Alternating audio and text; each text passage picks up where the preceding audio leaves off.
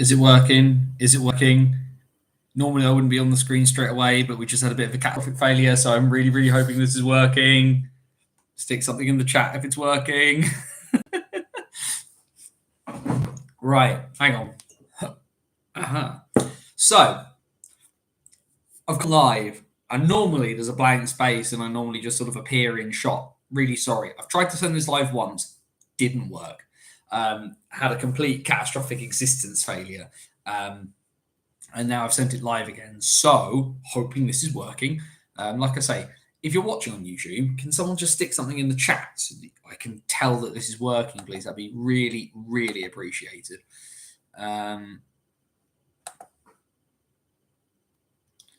Let's just have a quick check of those bits. Who's been working there? We'll give people a moment or two just to get in. Those of you, of course, who joined really, really early, even though the stream's completely had a bit of a mad moment there, the word on the fridge is Saffron. Congrats on a fantastic career, Saffron, Alan, and thank you. Yay! Thank you, Kelly. Much obliged. But yes, thank you, Saffron Allen, for a fantastic career representing our country. This isn't a particularly a women's hockey stream per se. There are people who are far more qualified to talk about such things. But given all the bits and pieces that are happening, I wanted to have a nice, happy word on the fridge today rather than grumping about like we usually do about a few things. Right. Multitasking tonight, aren't we all? I've got we've got the whole game on here. I don't have my phone immediately in my hand using it for bits and pieces, so it's going to be a bit of a mishmash. Today here, but we'll have a good go at it. So we'll give it another minute or two for people to kind of join the party, as it were. I'm going to have a swig of my water as well. If nothing else, because I have inhaled a piece of cheesecake before coming on here because the wife made it. Terry's chocolate orange cheesecake. If you're gonna get diabetes, get it honestly. Right. We may as well get rocking and rolling, and people will join us as they come. Guys, gals, and the gender fluid, and all from beyond the binary. It is Wednesday night. It's just after 8 p.m. My name is Anthony Russell, and welcome back once again to the BOTW What's Current stream, bringing you all the news, the action, the views, and everything else from around the National Ice Hockey League. We focus on the National Division. That is our bread and butter. That is our home port. That is where we do a lot of our talking. But we have a look at absolutely anything and everything from across the National Ice Hockey League, whether it's the National Division, Division 1 or Division 2 in the north or in the south. Happy New Year, everybody. Thank you very much for joining us. Thank you as well for those who joined us last week for our sort of end of year. Only the National Division is on. Let's be retrospective moment that we all had. But before we get too far into any bits and pieces, a little bit of housekeeping before we go too much further. The first thing is hello, welcome. We do these here on YouTube now. Started live on Twitter, and now it's here on YouTube because there's just better customization and bits and pieces and the like. However, we are here. If you're watching live, please do us a favor. Social media and everything like that, it all works on algorithms. So please share it out. Facebook, Twitter, Mastodon, diamonds in the sky, however you wish to choose to share this out. Because this isn't a monologue, this is a conversation. Because, of course, we have the chat feature. Ooh. So, of course, questions, comments, anything else. If you're watching after the fact and you can't watch live on a Wednesday night at 8 p.m., tweet your questions in ahead of time. Always try to answer anything that comes our way. But, of course, if you are using the chat function, please do remember the golden rule here at BOTW. DBAD, don't be a dick. But please be respectful of other people's thoughts, feelings, and so on and so forth. Thank you, Jamie. What I would do here is what you can see. If I turn my phone around, I have Hull versus Sheffield. And I will say, actually, for transparency, big thanks to the Seahawks, actually, who pinged me a code for this one as a Christmas present. So thank you very much to them for sorting me out on that one. It's very, very nice. I'm not going to say Hull. For people who know me, Hull are not my favourite team. I've watched the Basingstoke Bison for 16 years now. It's a long time, but I like to think that. The Seahawks and I have a good working relationship. They're one of the clubs that's kind of embraced the stuff that I do. They're obviously a very new team, and we seem to get along, and so they decided to give me a Christmas present a bit late. So thank you very much to them for that. That was really appreciated. The other bit of housekeeping that we have to do before we get too far into anything else is, of course, bannersonthewall.wordpress.com. That's my site where I do the majority of my hockey writing. A lot of it is based on Bison Focus, or at least has been over the years. Player comings, player goings. Of course, there's a few bits and pieces I need to get written up and done, namely the Bison's defeat against NK from earlier this week, and the fact that Bison have a new player, and we will talk about him very, very shortly. But there's not just Bison-related stuff on there as well. There is, of course, our Hockey Story series, which covers the weird, wild, and wacky, wonderful world of ice hockey. It normally has a bit of a British bias to it. However, we have pieces stretching as far back as the 19th century, all the way up to the present day. Players, coaches, all sorts of crazy things. December, of course, we had two pieces from our Hockey Stories line come out. One talking to a man who's actually on the ice. Well, he's not on the ice right at this moment, but he's playing right now, which is Hull defenseman Tom Ralph. We talked to him about his journey living in Hull, working in Hull, running a pub in Hull, and playing at the opposite end of the country, and now his return back to the city of his birth to play hockey. And of course, we talked to Steve Nightingale, former Invicta Dynamo's goalie, former Haringey goalie, who is now the strength and performance coach for the New Jersey Devils of the NHL. We've got tons of stuff for you to read and check out over at bannersonthewall.wordpress.com. So this is a different one, because normally we aren't kind of sidecasting the game that's on at the moment. I mean, thank you, Jamie, for the little nugget there. That's Bissonnet's 40th point of the year. So currently Hull 0, Sheffield 2. Goals from Vlad Volkanov and Matt Bissonnet. That second goal, Bissonnet from Graham from Buesa. What a line that is at national division level. The thing that's confusing me, and I mean, fair play to the man for having a crack at it. But the thing I'm finding slightly confusing here is that Dimitri Zamozra is not playing tonight, and Nick Winters is in goal. And Nick Winters has split time a little bit between. My understanding is he split time between the Scimitars and the Titans. So they're the Sheffield teams in Division 1 North and Division 2 North. And for those of you who followed along this year with the What's Current stream, we go through all the fixtures and everything like that for every division. The Scimitars are not doing well is probably one of our bigger understatements that we could give, to be perfectly honest. They have not had a very good season so far. They have 1 point from I think it was 16 or 17 games so far in North 1. The Titans having a bit more of a mixed bag. They're a bit more mid-table in 2 North, but it's not going well. Not going well for the lower tiers in Sheffield. Then there's Scimitars, Scimitars wobbling around, and the Steel Dogs, who are just petering along like they always do. It's a very, very well-run club. Have a lot of time for them as an organisation. You get frustrated watching them on the ice, and I know we all do. Steel Dogs hockey is Steel Dogs hockey, but the club themselves are pretty decent all in all. Either way, what we should probably do, what we'll do first, because there's no games that have happened in Divisions 1 or Division 2 across all of Christmas. But of course, there's a lot of fixtures that are going to be coming up in the next little while. What we're going to focus on to start with is a few bits of player movement that have happened in the National Division. Well, and technically one of them in Division 1 as well, because of course Neil Lydiard, who had his big swan song from the Swindon Wildcats at the end of last year, was wished well off into the sunset, and then he immediately ended up in Chelmsford as their player assistant coach, and now he has left Chelmsford because Neil Lydiard, for the first time in 20 years, is back as a Basingstoke Bison. The Bison still looking like they're going to be without Adam Jones long term. His season is potentially done from bits and pieces that are being thrown around. The Bison lacking in veteran leadership, shipping a lot of goals, and needing a steady hand at the back with what is ultimately quite a young defensive lineup there. You think of some of the older guys, really, is Brendan Baird and Jay King, who are only in their mid-20s. Lydiard's old enough to be their dad, and this is a very interesting signing for a lot of different reasons for Basingstoke. Because one of the things that people have talked about actually for the Bison is their lack of goals, and this obviously will not address that in the slightest.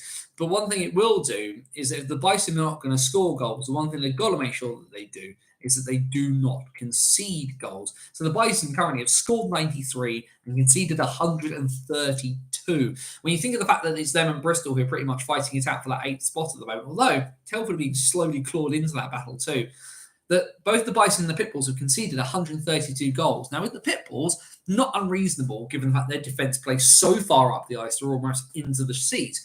But the Pit Bulls have scored 109 goals compared to the Bison's 93. Even the Bees have scored 91 at the bottom of the table.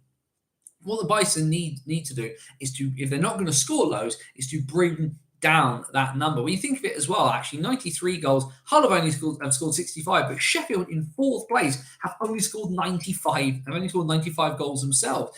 2 tonight, so that makes it 97. But even then, that's still quite a way off the pace when you think that Raiders and Telford are in the hunt well over the hundreds. Telford at 112, Raiders at 117. So the fact that Sheffield are that high up, having scored that few goals, why are Sheffield doing so well? Because apart from Leeds, nobody has conceded fewer goals than the Sheffield Steel Dogs. The Knights have conceded 70. Sheffield have conceded 78. That is fewer than Peterborough and MK. So Bison looking to a more steady defensive hand is going to be a massive thing for them. Now, let's not kid ourselves here. Wouldn't discount Hull as well for 8th. If they're not going to win games like this, Jamie, against a team playing not even a backup netminder, but third, fourth choice netminder, that's not going to bode well for Hull at the moment, is what I'd say there. But from a Bison perspective, what is Neil Lydiard going to offer? Well, he ain't going to offer speed, and he ain't going to offer finesse. What Neil Lydiard is going to offer is veteran leadership, which the Bison kind of need. It's not a very old roster, all in all. But it's also going to offer a guy who is going to block shots, and then block more shots. Neil Lydiard, for his age, and he's 44 years old. I had a message after the announcement came out from Stuart Coles, friend of the show, commentator for the Commentary Blaze, who said, "Congratulations, your team have signed a player older than me." They have, Stu. He's in a significantly better physical condition, though. Lydiard is fit. Lydiard is fit and ready to go. And so this is going to be interesting for the Bison. He's not going to come in as a number one D-man because it's Neil Lydiard. He's not going to be a number one D-man. I'm really interested to see how this works. What this is going to be a real boon for as well is some of the really young guys like Tom Banner and young to the division in Marcus Mitchell, because they are going to learn. Marcus Mitchell has the potential to be that Neil Lydiard style grizzled guy who just gets in the way of everything.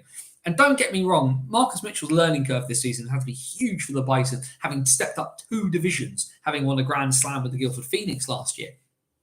But what it's going to, what we can hopefully get is that little bit of, there's guys at the top end of our defensive system.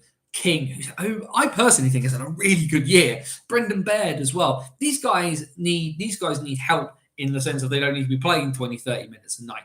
Josh Kelly is developing down a track where he wants to become a much more offensive-minded defenseman. But that leaves us with Liam Morris, who's still not a D-man, as well as Tom Banner, who is young and still growing into his role, and Marcus Mitchell, who's still getting, who's adjusting still to playing at this pace and at this level. Neil Lydiard's going to teach them that. Ultimately, as well, I'm hoping it means that we get Liam Morris back as a forward, and Liam Morris as a forward is a much better prospect. In terms of a guy getting a player in, we of course need to talk about the biggest bit of player movement in the National Division this year. Obviously, players have come and gone, but the fact that Grant Cooper is leaving the Leeds Knights in the next couple of weeks is huge news. But it's also tempered with the fact of, will Leeds miss him? And I think this is probably the conversation that everybody are kind of wondering about, is what happens now to Leeds. Leeds have been without Adam Barnes for a little while for reasons that we are not going to dig into here. If you know, you know. If you don't, Google is your friend. And that is a big loss out of their top 6. Barnes was a 30-point goal scorer before Christmas and before bits and pieces happened with him, and that's impressive enough for a young British forward. But we hit January 1st, and by the end of January 1st, the Knights had 5 players over the 50-point mark. One of whom was Cooper, who was over 60 points, which is insane. And you take him out of the lineup, and of course that is a massive chunk of scoring gone. What this does make sense about is the Knights going out and picking up Matt Howlett, who was being wasted away up in Dundee, drops the division onto a team that is, let's face it, probably going to win the title. Because if Leeds lose this, if Leeds choke on this one, this is a choke so big it would go in the Guinness Book of World Records. It is absurd how clearly they are the best team in the league right now. But as Jamie's just put it there in the chat for people looking: 30 goals, 35 assists, 65 points by January the 1st, 2023. That is insane numbers. And yet, still, Zach Brooks, Kieran Brown, Cole Shudra, there is no short. Matt Hayward in there as well. There is no shortage of talent. They then chuck in Matt Howlett, and still on the back end, you've got Sam Gospel in there as well. So Cooper going is, as I said, it's kind of two things. For a guy who is probably going to make a career playing minor league hockey, obviously he played in the ECHL last year before coming over to Britain. I said it on Twitter that minor league hockey is an entity where you make hay when the sun shines, and if you stand still in the sun, all you get is sunburn. For Cooper, moving on in a situation like this when he's got the opportunity to, where he's clearly pissing all over the league, is no big surprise, and it is frustrating, especially for here in Britain, because our sports kind of prism that we focus everything through comes from football. So guys stay around, or there's some sort of money exchanged in hands. There is a transfer, and we're used to this kind of thing. Not a guy serving notice saying thank you for everything, I'm going to move on now. And that obviously, and I can get why people would be frustrated with that, but that's not how hockey works. Hockey is a very, very different entity. Now, obviously, where he's going, the Yorkshire Evening Post obviously put out their suspicions of bits and pieces as to where he was going. Phil Harrison's article philosophizing that it was probably going to be Belfast or the Glasgow Clan. Now, between all of us, I think we know, especially given some of the stuff that's happened at the Clan this year, that if he ends up in Glasgow, I think we all need to kind of check what Sean Cooper's been putting in his tea. My understanding is that Sean Cooper is going to the Belfast Giants. I'd be very, very surprised if he ended up anywhere else. Just looking at bits and pieces here, and thank you for Jamie for sticking it in the chat. Other players over 50-point mark in the National Division so far. Tomasz Malazinski of the Swindon Wildcats with 61. Cole Shudra of Leeds with 59. Kieran Brown of Leeds with 57. Matt Hayward of Leeds with 53. Tim Wallace of the MK Lightning with 53. Zach Brooks of the Leeds Knights with 51. Sean Norris of the MK Lightning with 50 points, and Aaron Nell of the Swindon Wildcats with 50 points. The two Swindon players are very obvious in there, of course, because pretty much all of their high-quality offense goes through those two guys. You take Cooper out of the equation. The fantastic thing there is that Cooper, you take him out of that now, so you think that Cooper's going to be gone probably in the next week or two, and he'll probably still end up in the top 10, maybe the top 15 at an absolute push by the time the season ends, which is just bonkers. Leeds are going to be fine, especially putting a guy with as much energy and ability into their lineup as Matt Howlett to replace it. Now, of course, Leeds say they have got a replacement forward, as a replacement import forward lined up. There's of course been some talk about this Mr. Blackburn lad from Fife, who's asked for his release, whether he'll be joining the Knights in the not too distant future. So obviously that all kind of remains to be seen. What I'm interested in seeing from my side is what happens to the line combinations. Do they just stick Howlett straight in onto the top line with Shudra and Brown, which, let's put it this way as well, that is an all-British qualified line, which is mental. Because, of course, now we are able to we're able to have two imports on the ice at the same time. Apparently, the Giants have signed Henrik Eriksson. It's rumoured in the Belfast Telegraph. It's rumoured that the Belfast Telegraph announced the signing. Still nothing from the Giants themselves. Wouldn't that make it slim for Cooper? Yes and no, because I believe the Giants have had guys injured. They've had a bit of a torrid year with injuries, and they have had guys leave the roster as well. So it's not completely wouldn't be completely out of the question for Cooper to end up there. Maybe he has gone to Glasgow. In some ways, Glasgow is a no-lose situation, because if you go without sounding horrible to the Glasgow Clan, they've had an awful year. But if you go to Belfast, there is expectations if you sign for the Belfast Giants. There is real expectations if you sign for the Belfast Giants, and not just about how you conduct yourself as a professional, because that's how it should be in every team in the elite league and every team everywhere. The clan folks are bringing on 2 demon ammo. They need them, don't they? But the point there is that, like, in some ways, if you're a forward and you sign for Glasgow right now, there's obviously the slight chaos about the fact that Black is trying to sell the team. It's not doing very well, etc., etc. But it's a no-lose situation in some ways. There is no expectation.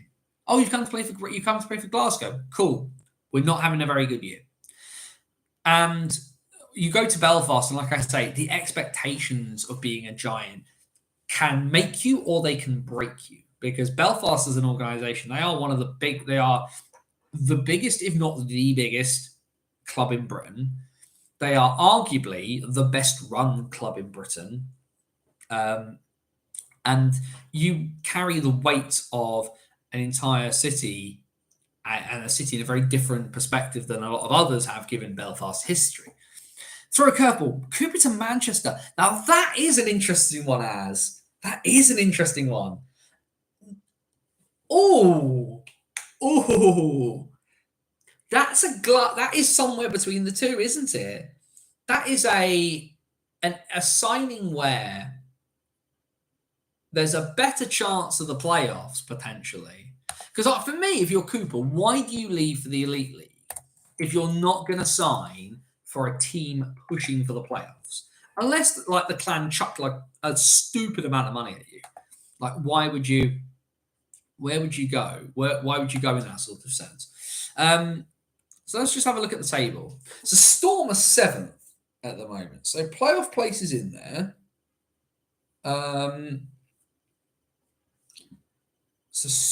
Clan. I mean, the Clan are would have to go on the run of a lifetime. They have 6 wins all year.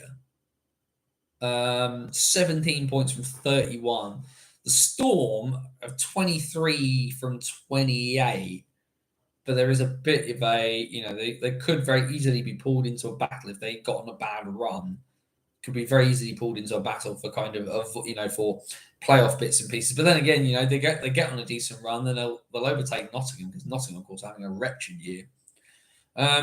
Belfast, though, who 40 points from 28 games, still very much in the title hunt. They obviously need results to start going their way on that front. But it's a tough one on that one. For those of you interested as well, Belfast were 2-0 down against the Panthers. It's now 2-2 in Belfast, with the Panthers leading by a goal on aggregate there. Wouldn't Fife be a decent shout? They recently released Blackburn at 1 point in 9 games, so Cooper could do well there. Plus, they're in a Challenge Cup semi-final, I believe. Again, though, I don't see why you'd leave a team that is going to win the title to go play for a team that's just on the cusp of the playoffs. I think it makes more sense that he's going a bit further up the table. Fair shout to Azinho. That Manchester could be a very, very interesting shout here. I like that. That's very, very clever.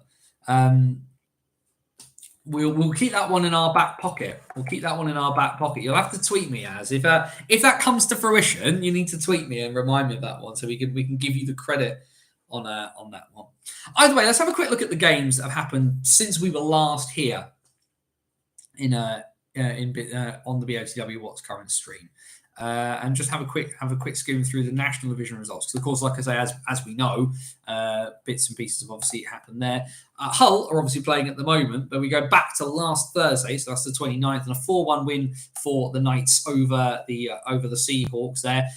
Matt Hayward, Grant Cooper, unsurprisingly, Cole Shudra and Ollie Endicott with the goals for the Knights. Andre Themar with the lone goal for the Seahawks. It was 1-1 at one point in the third period, and then, of course, because it's Leeds, they went storming through and then managed to beat everybody and beat them to it. Last Friday, then, the 30th, MK Lightning beating the Bayside Bison by 4-2. A very, very tight game, this one, all in all, but one that MK managed to kind of pull away from in the end. Sam Talbot, Jack Hopkins, Liam Stewart, and David Sarkanis with the goals there. 2-2 this game heading into the final period, and then just unfortunately just those little lapses from the Bison, and the game got away from them. Goals for the Herd coming from Gail Lebuele, and a first ever National Division goal for Jack Peacock, guesting for the Herd in from the Solent Devils there. I must say, and I'll touch on it in a second, this goes as well to the game that the Bison lost at home to MK. Very impressed with Jack Peacock. He's not got a super sophisticated game, but it's hard work. It's hard working, and you know what? He was put in a position that was tough for him, and he really, really gave it his all. And you know what? If you turn up and you put on the shirt and you put in a 60-minute effort, then fair play to you. You get my respect for that. And I think Jack Peacock, it will be a name that might disappear off into the ether for bits and pieces if we're going back to Solent for a National Division level, or maybe that's all he ever got. But we will say it here right now because it's obviously being recorded for posterity. Fair play to Jack for giving it, for really sticking it out and having a good go. 2,450 highest second-tier crowd in 5.5 years in MK Friday night, and frustrating as well because I thought the Bison could have won that one, which was really, really irritating. I thought we were on course to spring a bit of a shock there, and it just didn't happen for them.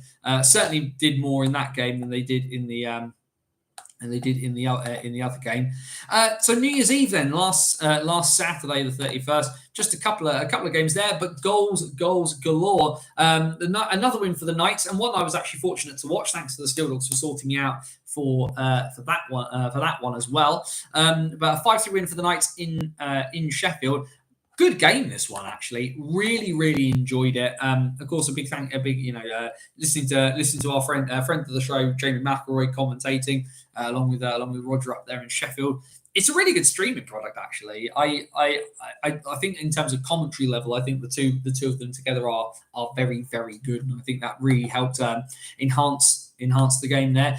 Goals for the Knights in this one from Tom Barry, Matt Hayward with a couple, Kieran Brown with one, and Grant Cooper with one. Goals for the hosts from Vlad Volkanovs, John Buesa, and Matt Bissonette. Now, this one was pretty much on a knife edge for quite a while, and then what was really ultimately a bit of a soft power play gives Matt Hayward the game winner with 5 minutes to play, and then Cooper with the empty netter to kind of seal things off there. Definitely, if you get the opportunity to watch these two sides go at it again, take that opportunity. This was a really entertaining, really good game of hockey. Close, tight, played in the right spirit, and was just a lot of fun. And ultimately, like I said, the Steel Dog streaming product. I've said before, I think some of the streams in the National Division are too expensive for what they end up offering. The Steel Dogs one's one of the better ones in terms of the value for money that you get, all things considered. The other game from New Year's Eve as well, if you like goals, then you got goals. And finally, for the first time in a little while, Swindon got the better of Bristol. 7-6 win for the Cats in this one, despite the fact that Bristol were 4-2 up at the end of the first period. Goals for the Pitbulls coming from Bailey Harewood, Morgan Clark Pizzo, Callie Robertson, Jay Warren. Needs to scroll down there. That's my own fault. Ed Bradley, and a second one from Jay Warren in the dying moments. But Swindon actually finally managed to get a win over the Pitbulls. Tomasz Malazinski, Chris Jones, Loris Taylor, Aaron Nell, Colby Tower. And I've managed to press the wrong button and skip past all the things. And then 2 goals from Russ Cowley in the third period. The Doctor very much in. And Belfast have drawn level. Oh, Scott Conway. It's going to be a long night now for the Panthers. I think they're going to have to find a goal. They could shut up shop for a little bit now, but they can't do that anymore, which is going to cause them a problem. But yeah, so the Southwest went red for a little bit of time there, as Swindon finally managed to get that win over Bristol. It lasted for a grand total of about 24 hours, because the following night everybody met up again in Bristol, and the Pitbulls win again against the Wildcats. Balin Picozzi and Aaron Nell with the goals for the Wildcats. Bailey Harewood, Morgan Clark Pizzo timed the game at 2-2 heading into the third period, and Owen Sobchuk with the game-winning goal with 1 minute and 44 seconds to play in the game. 4-2 Giants up. We know where that's going now. I'll touch on that comment in a second, actually. As we'll touch on that comment in a minute. I think that's a really good point that we can touch on there. But Bristol starting to make that 8th spot their own now. The Bison's still wobbling, the Bees wobbling, Hull getting better, but still not really finding any level of consistency. Telford coming, dropping like a stone at the moment. Romford, of course, who have, play with a lot of heart, but can't get great momentum going either. Could the Pitbulls end up in 6th? That'd be a really good question. There's definitely defensive deficiencies with Bristol. They play far too high up the ice and get caught out lots and lots. But there's definitely that attacking prowess they've got, and that you can concede goals, but if you've got that little bit of confidence, you can score goals, and that is big as well. Losing a bit of a shootout the night before 7-6, then go home, lock it down, and win 3-2 is a really, really good result there for the Pitbulls, and keeps them with the tiebreaker over Swindon, who of course are still languishing a little bit around. MK winning 5-1 in Basingstoke. Of course, I'll have something up about this game on banners on the wall before too long. I'm going to say this, and I'm going to get stick for this one. This scoreline flatters MK a bit. I think that this is one of those games for Basingstoke where it was a lot of effort, and just no execution. For the first 40 minutes, for the Bison to be 4-1 down at the 40-minute mark, I actually felt was really unfair to them. Like, were MK the better side in the game? Yeah. Were they the better side by that margin?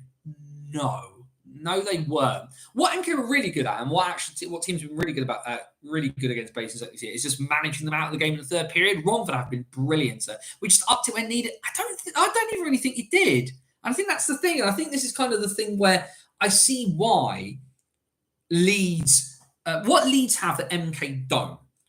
MK are arguably, as a roster, much more skillful than Leeds in terms of some of their offensive players, in terms of their makeup and what they've got there. What Leeds have that MK don't is Leeds have this relentlessness to them, right?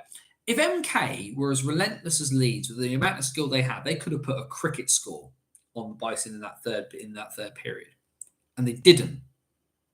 And that's the question I think Tim Wallace and Joe Lewis need to ask themselves. Why? Leeds have not had similar sort of results, but the one thing Leeds are, when things don't work, they do not stop. They are, like I said, they are utterly relentless, remorseless, and merciless in terms of how they approach the game. And actually, that game against Sheffield was a really good example of that, because Sheffield played really, really well, Sheffield are a good team, and we all know this. But I think like I say, MK fans will obviously look at this in a different way to Basingstoke fans. And I know some Bison fans who've said that this game, the Bison were just awful. The Bison weren't awful. The Bison weren't very clinical. They weren't very good at the depth where it counted. Jordan Headley, sort of caught a chunk of that Milton shot that went into the net. The one thing we do have to talk about, and the one thing that MK deserve credit for, Liam Stewart's goal in this game was just ridiculous. It was a superb goal. But I think at 2-1, the Bison were very much in this, and there was a short-handed chance to the Bison where Wilson and Norcliffe had a chance. Both had chances within like 20 seconds of each other. Headley doesn't know how he's made the saves. There was no control there at all. And MK got the other end and scored. And Ed Nags gets a power play goal. But the second Liam Stewart goal he scored was just mental. And then Sean Norris's goal where he gets given an overlap, and it's Sean Norris versus Jack Peacock. And like I say, I have a lot of respect for Jack Peacock, but it was a battle he could not win on that one. Ultimately, Liam Stewart with 2 goals, Max Stewart, Ed Nags, and Sean Norris with the goals for the Lightning. Milton with the lone goal for the Bison there. Like I say, MK are good, but like I said, I just feel like I said, there's just a part of me that just thinks that actually the scoreline just flattened them a bit. And MK fans will say, "Oh, Anthony, you're a Bison fan." Of course, you say that. I like to think by this point, I've hit that point where I can support my team. And given I wrote like 2,000 words about all the problems that we're having, that maybe, just maybe, I'm trying to just be fair to all sides on this one. MK are good, but like I say, 5-1 flattered them as a scoreline at the end of this one. Hull played Leeds again. Didn't go well for them there either. A 7-2 win for the Knights in Leeds in this one. Grant Cooper with a hat-trick in this one. Kieran Brown with a goal. Carter Hamill got a goal as well, 2 for Cole Shudra into the bargain. Goals for the Seahawks coming from Emil Svek and Andre Themar, which is what you'd probably expect given how good both those two guys are. Themar in particular, like I say, doesn't look like he's lost a step at all. And the last game then from New Year's Day was a very important win for the Peterborough Phantoms.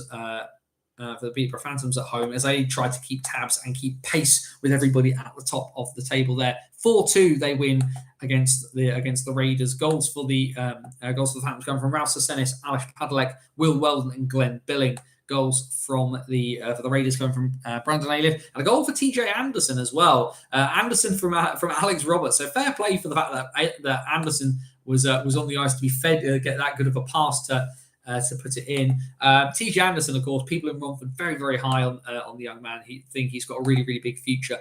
You'd be loath to disagree with them. Monday then, another bank holiday for all of us. And the Raiders got back on the horse quickly as they condemned Telford to yet another defeat. 6-1, the Raiders win at home against the Tigers. Finley Howes with the lone goal and man of the match as well for the Tigers yesterday. Goals for the Raiders, Aaron Connolly with a couple, Alex Roberts with a hat-trick and 1 goal as well from Tom Relf in the third period to make it 6-1 there. I mean, we will touch on them in a minute because as obviously mentioned them. I believe Gretton and Mikey Power are banned for what happened at the end. They should be because they fought after the buzzer. That will usually get you a suspension. We await, of course, the word from the EIHA themselves. It'll probably be well after the fact and before other games have been played, because that just seems to be how things go at the moment. And then Peterborough, having had a 4-2 win the night before, get a 4-2 win again. They travelled down to Slough and they dispatched the Bees, like I said, to keep themselves very much in the running. Goals for the hosts there coming from JJ Pitchley and Juha Lindgren. Goals for the Phantoms coming from Duncan Spears, Corey McEwen, Jarvis Hunt, and Brad Bowering. Bowering from Markey from Sludkovsky is a fun reading there. Just looking at the, I was going to say, because on the game sheet, it does not list penalties for Power and Gretton. But I suppose what you do you call those at 60 minutes or not? I'm interested to see what happens there when it comes to penalties like that for those two boxing each other's ears after the game.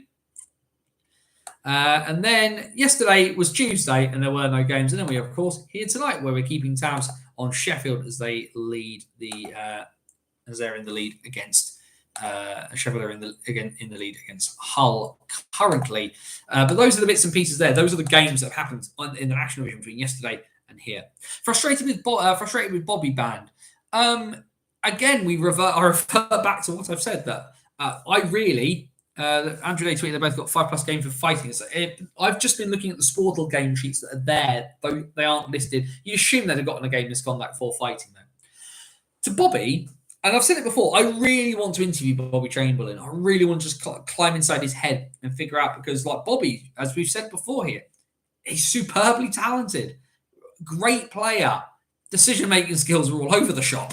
And I just really want to kind of get inside his head as to why he does things in the way he does. In the same way, actually, that, that talking to Will Weldon gave me a very different perspective on how he approaches the game as well, and how Peterborough approached the game. And maybe actually that's probably why I've ended up kind of not, evolving my views on the Phantoms over the last little while, was because ultimately I kind of got to sit down with a man who embodies the Peterborough Phantoms and kind of does that. I'd love to sit down with Bobby, and I know there's people from MK who watch this stream. Make it happen. It'd be really good. I think it'd be really good. And Bobby, if you're watching as well, I think my record speaks for itself. That I wouldn't be here for any kind of gotcha piece or anything like that. You've seen what I've done. So if you want to come on and have a chat, my man. You're always the time is there. The mic is yours if you want it, my good man. We would love to have you on. There's a hockey stories piece definitely waiting to be done there. I think people would love it. Anyway, with the games done, and obviously we have a game that's kind of going on at the minute that we assume is going to go one way right now unless something bonkers happens in the last 20 minutes. But we have, at the moment, this as the national division. The Leeds Knights, top of the table, where you'd expect them to be right now, given that they still only lost 3 games all season.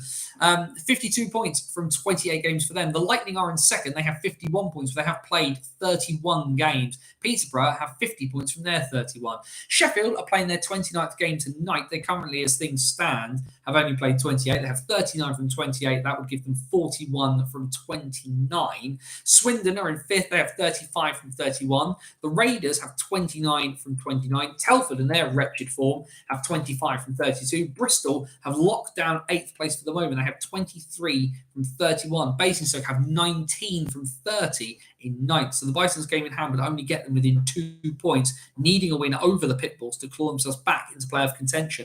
Hull, 14 from 31. The Bees are bottom. They have 12 from 30. What we'll do then, given the fact the rest of this is probably going to be fixture talk, we'll just load up the fixtures in a second.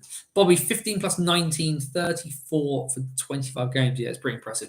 But let's just track back there, actually, because as Inyo mentioned about Swindon and bits and pieces happening with them.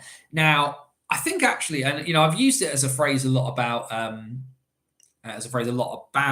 the Bison, because Tom Graham from the Wildcast, which is the Swindon Wildcats focused podcast, and if you get the chance, check it out. Him and Ben Callahan are very good on that. But actually, it's the same thing in Swindon as it is in Basingstoke. The pieces are there, but it isn't making the picture. I personally don't think the Edgars Bedros on defence experiment is a thing that they should continue. I think Bedros is a forward. I don't get why he's there. I think they should have. I think what it was a move to accommodate the fact they were signing Russ Cowley. And that is what it is. Every team is made better by having Russ Cowley attached to it, but not every team is necessarily made better by putting Edgars Bedros on defence. And people say, it was Edgar's idea. It might well have been his idea.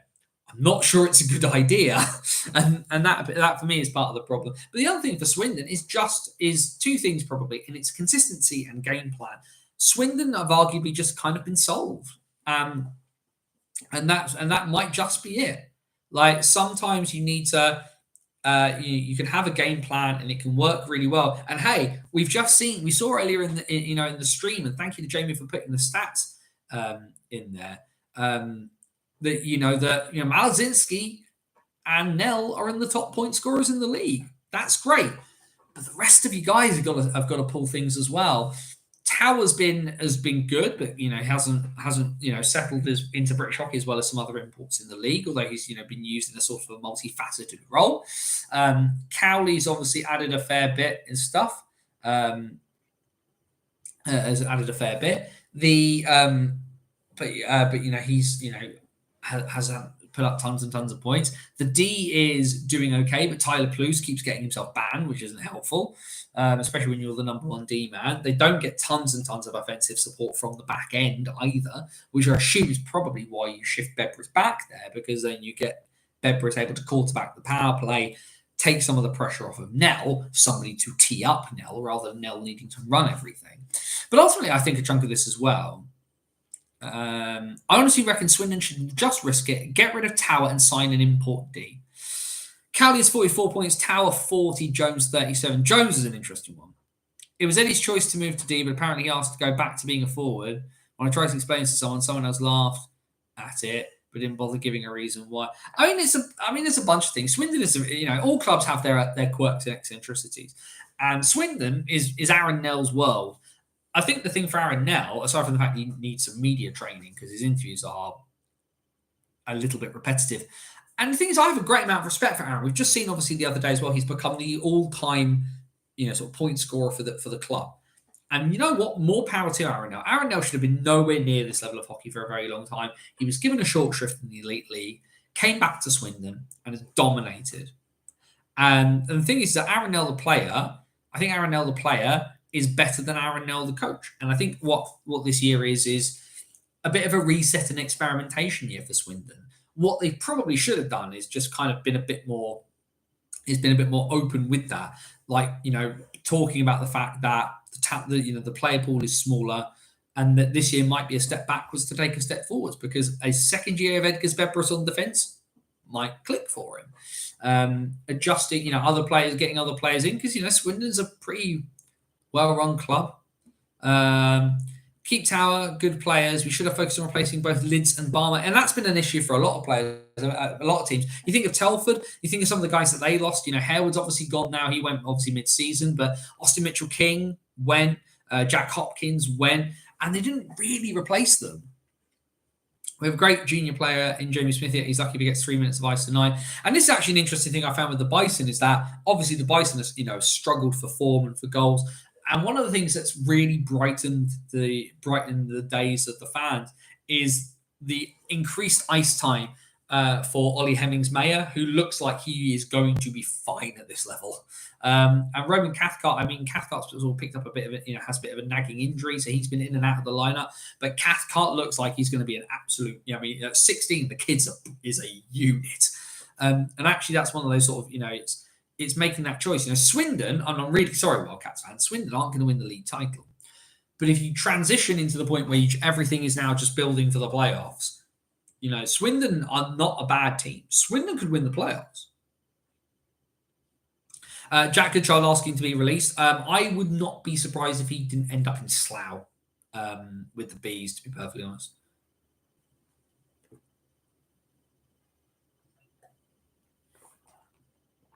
But yeah, I think some of those early season predictions is why I don't make a lot. I prefer to watch and analyze rather than guess.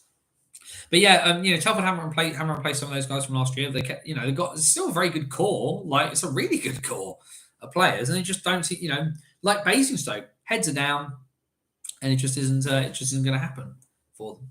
Anyway, with time ticking on, let's have a quick look at the fixtures for the upcoming weekend in the National Division before we then scoot round the leagues and look at what is going on elsewhere. My screen is frozen because the voice recognition on my phone decided to poke itself on there, so thanks for that.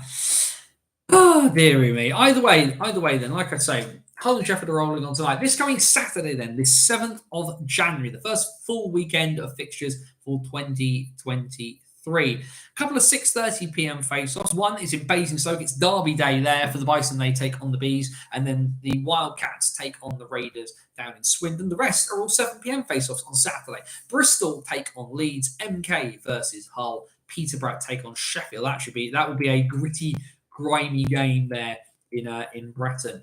On Sunday, then, 5 p.m. face-off over at the Hangar. The Bees take on the Sheffield Steel Dogs in a positively late face-off for Sheffield on a Sunday. A couple at 5:15 p.m. Leeds take on Bristol. Romford take on MK, and Telford take on Basingstoke in the battle of two teams desperate for any amount of form anywhere ever.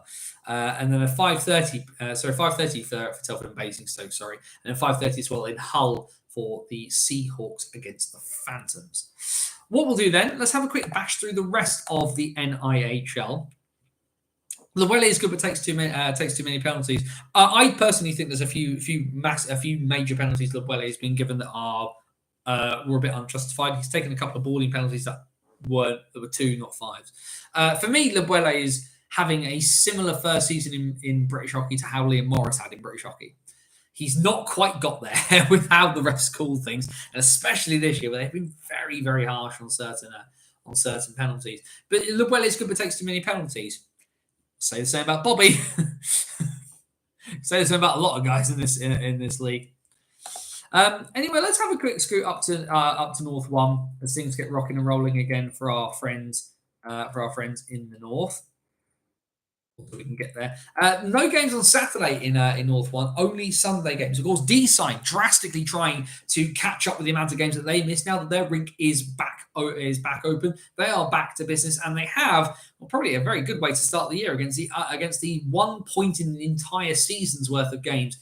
D-Side take on the Sheffield Scimitars at 5:15 on Sunday, and then the only other game on Sunday is the Nottingham Lions. At the moment, they take on the Widnes Wild. That's a 7:15 face-off there for our friends the Lions, which I assume will be being streamed live on YouTube. If you're new to the What's Current stream, we've sort of adopted the Nottingham Lions here as our other team for the purposes of the stream.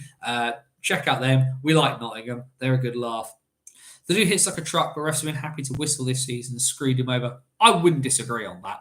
I wouldn't disagree on that at all. Actually, I feel that's quite justified. But yeah, so anyway, just to track back to where we were, obviously things haven't changed really from before Christmas, but let's just catch you up. North 1, the big story still is Solway and Whitley. Solway have 31 points from 17. Whitley have 29 from 17. Those two sides battled it out for the league title last year that Solway won and went on to become national champions in Division 1. Whitley, though, are still very, very much hot on the heels. Below them goes Billingham, Solihull, Widnes, Blackburn, Nottingham, Deeside, and Sheffield at the bottom with 1 point from 16. Deeside, of course, is a little bit of a misnomer. Other teams have played well into the teens' worth of games. Deeside have only played 9. With their games in hand, Deeside would be well up the table and well in contention for a decent playoff draw. In South 1, then, there's a few more games on this weekend. Of course, South 1 play their cup games separately. That's all done, of course. Saturday the 7th, then, we have a couple of games. It's a 5 p.m. face-off down in Gosport for the Solent Devils. They take on the Invicta Dynamos, and then the Romford Junior Raiders take on the MK Thunder at Sapphire Ice and Leisure in Romford. That is a 5:15 face-off this Saturday. Sunday, even more games on the docket. The Dynamos will go back home after their game in Gosport. They take on the Oxford City Stars at 5:15 p.m. A 6 p.m. face-off at the Riverside for the local derby. Chelmsford to take on Romford. And in 2 6:45 p.m. face-offs, the Thunderdome will host the MK Thunder as they take on the Slough Jets. And then the big game in South 1 of the weekend is on the High Road. 6:45 on Sunday, the Streatham Redhawks and the Solent Devils. Now, for those of you not familiar with South 1, if you're new to kind of the lower reaches of the NIHL, South 1 has been a battle between Solent and Streatham over the last few years, and it's one that Streatham have generally gotten the better of, all things considered. And it's those two who've been battling it out towards the top of the table this year. Of course, the big shock was that Solent's Grand Slam from last year. They came so close to winning all the trophies, but their Southern Slam is gone because of they played an ineligible player in the cup, and that meant that they could not qualify because of results elsewhere. At the moment, though, in the league, it's still very much on. Both Solent and Streatham have played 15 games. Streatham have only lost 1 game in the league all season, though. They have 28 points. Solent have 24. And then the drop down is marked because the next team has 16 points. In South 1, after Solent, it goes Slough, Chelmsford, Invicta, Romford, Oxford, and our friends from the MK Thunder. We then head into North 2, and for those North 2, of course, has very much been a two-way battle for a while, and we will. Those two sides, of course, are going to meet again before too long. Only Saturday games in North 2 this coming weekend, but everybody on the schedule, which will be an interesting one come the end of Saturday evening for those of you who pay attention to that division closely. 4:45 p.m. face-off in Bradford. The Bulldogs host the Sheffield Titans, and it's a 5:30 p.m. face-off of the world's most versatile arena. The Hull Jets, who look to recover from look to gain some ground if they can, take on the Sutton Sting. Telford Tigers take on the Nottingham Lions in the battle of the second teams. That's a 7 p.m. face-off in Telford, and a 7:30 p.m. face-off at the Sky Dome. The Coventry NIHL Blaze take on the Altrincham Aces. As we said, no, that is it. No Sunday games there. But as we mentioned, of course, Telford's win over Hull earlier in the season, of course, caused them a bit of issues. That's a goal. It's a goal for Hull. I've just missed who scored that, but Hull look like they have got on the board finally in this game. Who's leading the? Can't see who's led the handshake line there. But yeah, so Telford have 30 points from 16, Hull 24 from 14. So the Jets need to beat the Tigers next time they play, or they need Telford to slip up somewhere. And then again, it's a pretty marked drop down. It's a 6-point gap between Hull in second and Altrincham in third. After that, it goes Sutton, Sheffield Titans, Coventry Blaze, Bradford Bulldogs, and at the bottom, the Nottingham Lions 2. And then South 2, which has an absolute buttload of teams and has so many teams you almost wouldn't believe it. Finley Ulrich, I did wonder, he did look a bit short on that one. They should be both given loans to allow them to step up to the national. Great clubs. Stick the Warriors or the Hawks in there too. Have one heck of 40 team league. 14 feels too much. Oxford versus Chelmsford I saw is on Saturday, 6:15, was rearranged late notice. Thank you for that, Jamie. I'm, of course, going off of our friend Joe at NHL Stats. There's some aggressive cuddling going on here in Hull at the moment. A few fists being chucked about, potentially. No, just aggressive hugging, just aggressive male hugging at the moment on that one. Let's get our fixtures up then for South 2 for this coming weekend. So a couple of games on Saturday. Chelmsford Warriors host Swindon Wildcats. That's a 5:30 p.m. face-off at the Riverside. And then on the high road, the Stretton Blackhawks take on the Invicta Mustangs. Sunday, not actually, as I say, it's a positively light schedule, but a very big game in the context of the Wooden Spoon. A 6 p.m. face-off down in Gosport. Solent Junior Devils, Lee Valley Lions. One of those two teams, neither team has a single point this season. One of these two sides is going to come out of it with their first win of the campaign. Will they both come out of it with a point? If you're those two sides, do you get to overtime so you both have a point and nobody finishes on 0? And just kind of work it out like Austria and the Germans back in the 70s in the World Cup. Either way, the other games on Sunday in South 2. The Oxford Rising Stars take on the Guildford Phoenix in what is a combined league and cup game.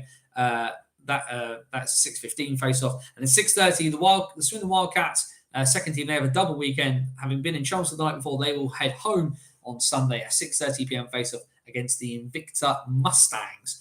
Now, last season South 2 was pretty much a one-horse race, and the Guildford Phoenix got a proper Grand Slam. That's a proper Grand Slam, not pretending you got one. This year, it's been much, much tougher. There is a bit of a logjam towards the top of the table, although a bit of a gap has opened up by virtue of the fact that one team has played more games. The Haringey Huskies, top of South 2 at the moment, they have 27 points from 16 games. And then you have 3 teams all on 22 points currently from 14 games. Guildford, Bristol and Streatham all on the same number of points. The thing at the moment, though, is Haringey, if you look at NHLstats.wordpress.com, and thank you, Joe, for doing this, he puts in a column of the maximum points that a team can attain. Maximum for the Huskies would be 43. The maximum for the others at the moment is 42. Though, of course, those top 4 are going to have to play against each other again at some stage during this campaign. And even then, in 5th place is Invicta. They have 21 from 14. They are definitely not out of the title race as of yet. After that, in terms of the playoff places, it's then Peterborough, Cardiff and Oxford who make up the playoff spots at the moment, though Chelmsford very much still in playoff contention too. Though from outside of the playoff places looking in at the moment, Chelmsford, Swindon, Basingstoke, Buffalo, and then, like I said, Lee Valley and Solent. One of those two teams is going to get their first win of this season. Their first win of this season this coming weekend. So it'll be interesting to see. Volkanov's game for boarding BT, who's off injured, really bad hit. Yeah, I'm trying to watch too many things at once. That's a bad loss, actually. Volkanov's has been a started slow, but has really warmed into this division. Actually, obviously, he's played last year in North 1 for Widnes, and he got mentioned pretty much every week on these streams as we went through the North 1 results. So the fact he's been able to step up and really make a fist of it is impressive. Of course, a major penalty here for the Seahawks to kind of try and capitalise on. Hull admin not happy. Well, if I lived in Hull, I wouldn't be happy either. Bless him. I'm kidding, of course. Love all you lot in Hull. But yeah, it was like I said, we're just sort of keeping tabs on that as it goes. But either way, we've kind of gone through everything in terms of the national division so far. So we will throw it open. We're just at about the hour mark. But as it's the first show back after the new year, like I said, we'll open the floor a little bit. Questions, comments, anything anybody kind of wants to chuck in, please do. We'll look at a few bits and pieces, obviously. Since we've as people are typing away, of course, we've had. The Spengler Cup, my favourite tournament of the year, has finished. Congratulations to Hartze Ambre Piotr, who come out of the mountains to win their first trophy for quite some time.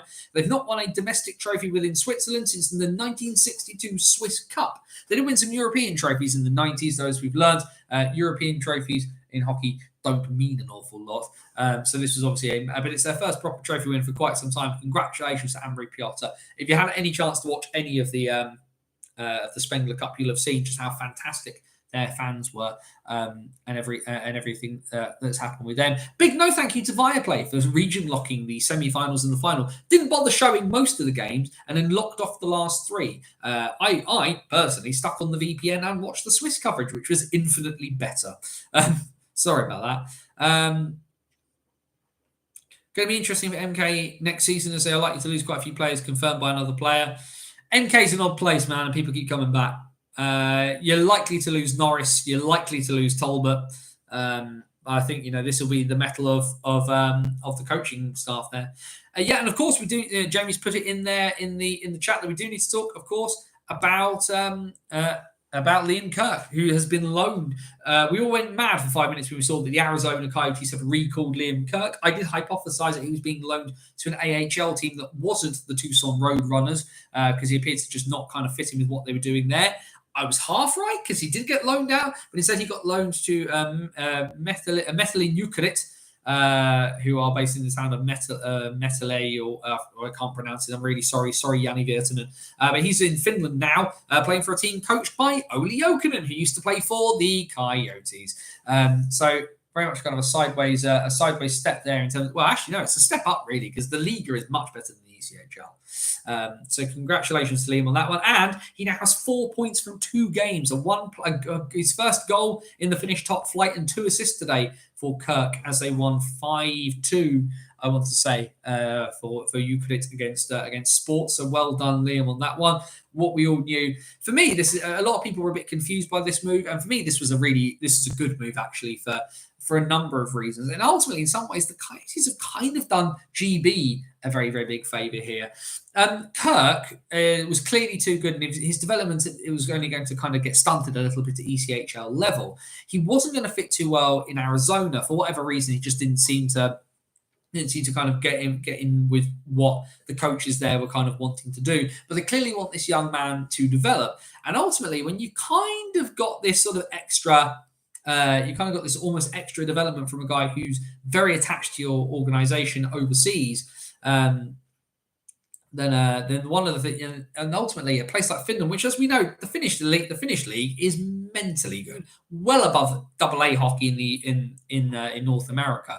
Ultimately, probably at a similar level, if not potentially marginally better than the AHL. And Kirk has made an absolutely barnstorming start to his career in Finland. So ultimately, what this will be, though, is we know that ultimately the roads to Arizona goes through Tucson, and Kirk is going to need to make an impression there, and that can come next year. I think that will probably be the big thing for Liam Kirk. What he needs to do this year is show up and show out in the in the Finnish league, because then he will make himself undeniable at AHL level, and potentially even into the NHL if he can really, really push. Guys have come from the Finnish league into the NHL before. Kirky could do it, but he really, really needs to just really get on his horse and do an awful lot there. Little plug, if you want a place for good Kirk coverage, join the Hockey Freaks UK group on Facebook. Yes, do. I'm in Hockey Freaks. I post my links in there as well. We have a Euclid fan in the group who's attending games as well. That's fantastic as well for people, for people to see. But yeah, so obviously a lot of fun stuff kind of happening. I'm really excited for Kirk. There are, of course, ways to try to keep tabs on such things. I was going to say, I think Matty Davis has got an assist on that goal for the Seahawks. So I mean, fair play to him for that one. Just replying to the message somebody sent. It's a bit fudged on that one. Fair play to Matty for giving himself some ice time tonight as well. If you bear with me on that one. Yeah, let's get back to that one because we'll call time in a little bit. I think your one is ahead of my. Potentially, your stream's ahead of mine, Jamie. So I'll have a look. There's the goal. Thank you, Jamie. Could you see him taking a national league job for a season at least to spend some time? And Neil Black's talking about Pete Russell going back to Glasgow, which is shut down. He said if Pete wasn't abroad, he'd want to coach near Swindon, which is where he lives. Yeah, he does live in Swindon. I I don't think he would. No, I don't think he'd do the bees. I don't think anybody can afford Pete Russell. There is a place that in the Elite League that might want a coach, though, that's close to Swindon. All things considered. So, yeah, make of that one what you will. Svek from McLaughlin. Yeah, well, fair play. Goalies with points. We love goalie points. This is one thing. We all need to pressure Joe Scutts more. I want goalie stats charts. I want to see who the highest scorer. There needs to be a trophy for the like the Mark Bernard trophy for the goalie with the most points at the end of the year. That'll be the way to do it. Either way, last call, I think, folks, because we're getting towards 10 past 9. Do you reckon we're going to see the import number go up next year? I don't know. Cost is the issue there, because cost of everything's going up at the moment, and so I don't know whether some of the smaller teams will be prepared to pay for a third import. Is the problem there? Reading has the most goals, and even he has the most goals by default. He didn't score a goal. He was the last person to touch a puck. He's credited with the goal. Raymar did not score a goal. I think is probably an accurate thing to say there. I want to see a goalie just like have a proper whack from his own crease and go bar down. I'm looking at you, Alex Metten. Right, we're well after 9 o'clock, I think, and we're well over the hour mark. I think we will call it there. Bannersonthewall.wordpress.com, your number one source for everything related to the basics, like Bison, player comings, player goings, match reports, and all sorts. We'll have something about New Lydia. We'll have something about the MK game live on the site before too long. Promise you that. Went a lag there for a bit. That was impressive. But as well as stuff to do with the Bison, we of course have a hockey story series covering the wild, weird, and wonderful world that is ice hockey. Usually British focused, but we cover history, we cover refs, we cover players. We do all sorts of crazy things from the NHL to the NIHL to the big wide world itself. Even back to our first piece about Conn Smythe coming to Basingstoke. Also on the website, you've got the back catalogue of the old BOTW podcast. That's there, as well as Dice Hockey, our tabletop ice hockey simulation game that you can download and play for free, literally for free. All we ask is that if you enjoy it, please do consider giving a couple of quid to Parkinson's UK. That's what I did when it came out during the pandemic. My dad has Parkinson's. Parkinson's sucks. So if we can get some money towards it for research, that'd be really appreciated. But like I said, there's a bunch of stuff, something for all tastes, over at bannersonthewall.wordpress.com. Facebook.com/bannersonthewall. If you like bits and pieces through your Facebook news feed, hit the like button on there. That'd be fantastic. The best place to really know to keep up with me and my writing and my sort of like coverage and commentary on ice hockey in general, but of course we focus on the NIHL, is over on Twitter at BannersOTW. Where, of course, you will find the links to this wonderful thing, the BOTW What's Current stream live Wednesday nights here on YouTube. Hit subscribe, hit the bell for notifications, share it with your friends, etc., etc. The NIHL's first and only live show that covers all 5 divisions in some way, shape, or form. But yes, we're done. Another week. The first one of 2023 is in the books. We're all one step closer to the playoffs and the playoff weekend in commentary. Love it. We love it. We love it. So the only thing left to say for the first time this year, in fact, is be happy. And if you can't be happy, everybody, then please, please be safe. As my friend Scotty Watts would say, take care of yourself and somebody else. For bannersonthewall.wordpress.com, this is Anthony Russell saying stay safe. And so long till next time. Enjoy your hockey wherever you get it this weekend, folks. Let's make 2023 a really good one. Take care, everyone.